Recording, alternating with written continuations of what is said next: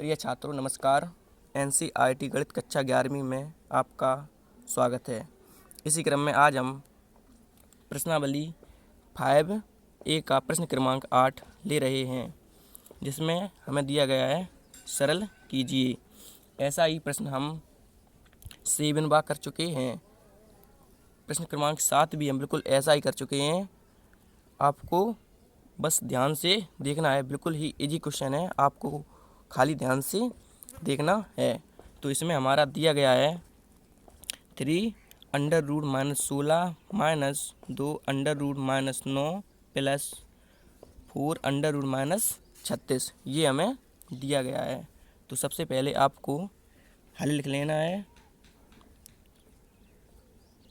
उसके बाद आपको प्रश्न एक बार ज्यों का त्यों यहाँ पे बराबर लगाना है। उसके बाद प्रश्न ज्यों का त्यों एक बार उतार लेते हैं। तो 3 under root minus 16 minus 2 under root minus 9 plus 4 under root minus 36। अभी मैंने कुछ भी नहीं किया है। अभी एक बार ये प्रश्न ये केवल ज्यों का त्यों लिखा है। चलिए, बराबर लगा है, आपको बराबर लगाना है। उसके बाद 3 ज्यों का त्यों अंडर रूट 16 ज्यों का त्यों और आपको गुणा लगाना है और -1, क्योंकि जब हम 16 को गुणा -1 में करेंगे तो हमें -16 ही प्राप्त हो जाएगा। चलिए आगे देखते हैं। माइनस लगा है, माइनस लगा दीजिए और 2 ज्यों का त्यों ऐसे ही इसे भी लिख लेना है। तो इसे हम 9 गुणित -1 लिख सकते हैं। तो आंसर है बिल्कुल लिख सकते हैं, क्योंकि जब हम 9 का गुणा -1 में करेंगे तो हमें -9 ही प्राप्त हो जाएगा। उसके बाद ये प्लस लगा है, प्लस लगा दीजिए और 4 लिखा है, 4 लिख दीजिए। उसके बाद अंडर रूट ऐसे ही हम -36 को भी लिख देंगे, क्योंकि हम जानते हैं 36 गुणित -1।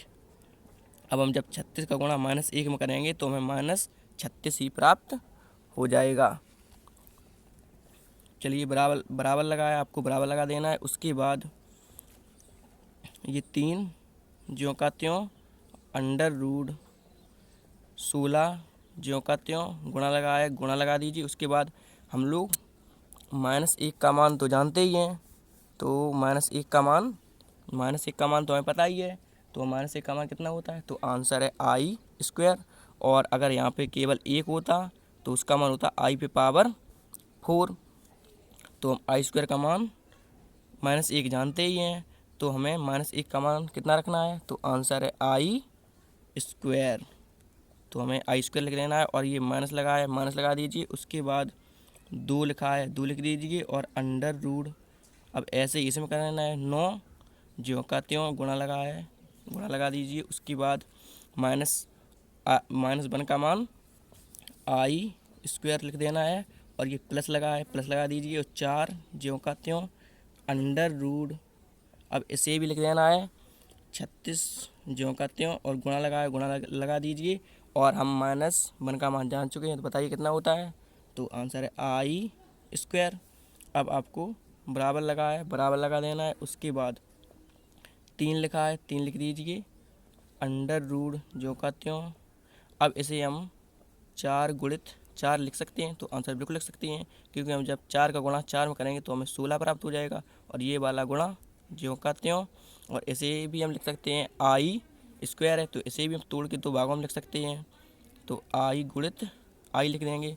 उसके बाद ये माइनस लगा है, माइनस लगा दीजिए और 2 ज्यों का त्यों। अब आगे बढ़ना है तो हम 9 को भी 3 गुणित 3 लिख सकते हैं, तो आंसर है बिल्कुल लिख सकते हैं, क्योंकि हम जब 3 का गुणा 3 में करेंगे तो हमें 9 प्राप्त हो जाएगा। और ये वाला गुणा ज्यों का त्यों। उसके बाद i², इसे भी हम तोड़ के लिख देंगे। तो i गुणित i, क्योंकि जब हम i का गुणा i में करेंगे तो यही हमें i² ही प्राप्त हो जाएगा। उसके बाद प्लस लगा है, प्लस लगा दीजिए और 4 लिखा है, 4 लिख दीजिए। उसके बाद अंडर रूट 36 को 6 गुणे 6 लिख सकते हैं, और ये वाला गुणा ज्यों का त्यों और i², इसे भी i गुणित i लिख देंगे, क्योंकि i का गुणा जब i में करेंगे तब हमें i² ही प्राप्त हो जाएगा। ये थोड़ा आप इधर कर लीजिए। उसके बाद जब हम इसे भी समझ लीजिए एक बार, जब हम 6 गुणे 6 लिखेंगे तो 6 का गुणा जब हम 6 में करेंगे तो हमें 36 आ जाएगा, और ये वाला गुणा ज्यों का त्यों। और इसे भी हम आई गुणित आई लिख सकते हैं, क्योंकि आई का गुणा जब हम आई में करेंगे तब हमें आई स्क्वायर ही प्राप्त हो जाएगा। चलिए आगे देखते हैं। तो अब हम बराबर लगा देना है। उसके बाद 3 ज्यों का त्यों। अब हम इसमें से जोड़ा बना लेंगे, क्योंकि हम वर्गमूल ले रहे हैं, अंडर रूट लगा हुआ है इस पर, और हमें वर्गमूल लेना है। तो वर्गमूल में 2 2 के जोड़े बनते हैं और घनमूल में 3 3 के जोड़े बनते हैं। तो हमें 2 2 समान अंकों वाले जोड़े बना लेने हैं। जैसे ये 4 है, ये 4 है, इसका एक जोड़ा बन गया। ये आई है, ये आई है, इसका एक जोड़ा बन गया। और ये 3 है, ये भी 3 है, तो इसका भी एक जोड़ा बन गया। और ये आई है, ये आई है, इसका भी एक जोड़ा बन गया। ऐसे ही इसमें 6 गुणित 6, तो इसका भी एक जोड़ा बन जाएगा, और आई गुणित आई, इसका भी एक जोड़ा बन जाएगा। चलिए इसे आगे देखते हैं। तो अब हम जब इसमें से जोड़ा बन गया, अब इसमें से 1 4 बाहर आ जाएगा। तो ये वाला गुणा ज्यों का त्यों, और 1 4 को हम बाहर निकाल लेंगे। यहाँ पे जब ये अंडर रूट हट जाएगा, इसमें से ये 4 बाहर आएगा, तो यहाँ पे कोई भी निशान नहीं लगा होता है, तो हम गुणा का निशान लगा देंगे, या गुणा का निशान लगाते हैं। चूँकि हम जानते हैं जब कोई भी निशान नहीं लगा होता है तो वहाँ पर हम गुणा का निशान लगा देते हैं। चलिए ये वाला गुणा ज्यों का त्यों, इसमें से 1 आई बाहर लिख लेते हैं, और ये वाला माइनस ज्यों का त्यों 2 लिखा है, 2 लिख दीजिए। अब इसमें से 3 बाहर आ जाएगा, इसमें से आई बाहर आ जाएगा, और यहाँ पे कोई निशान नहीं लगा है तो हम यहाँ पे गुणा का निशान लगा देंगे।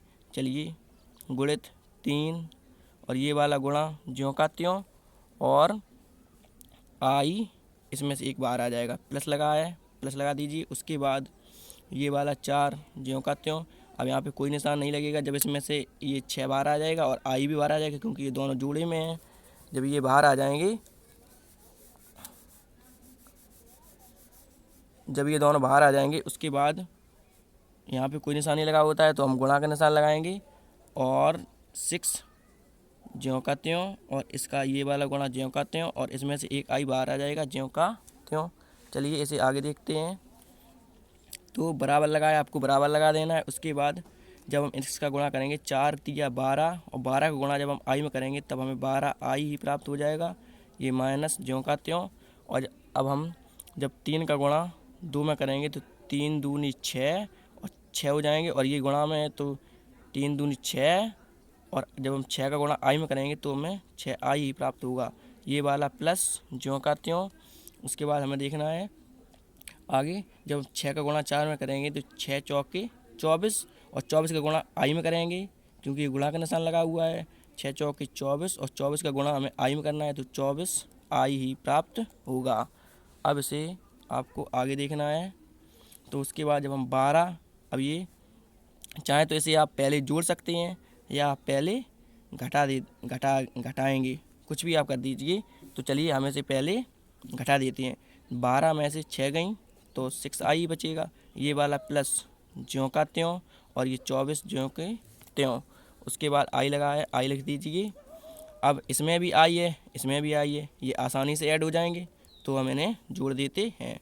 तो 24 और 6 30 आई, हमें यही हमारा आंसर हो जाएगा।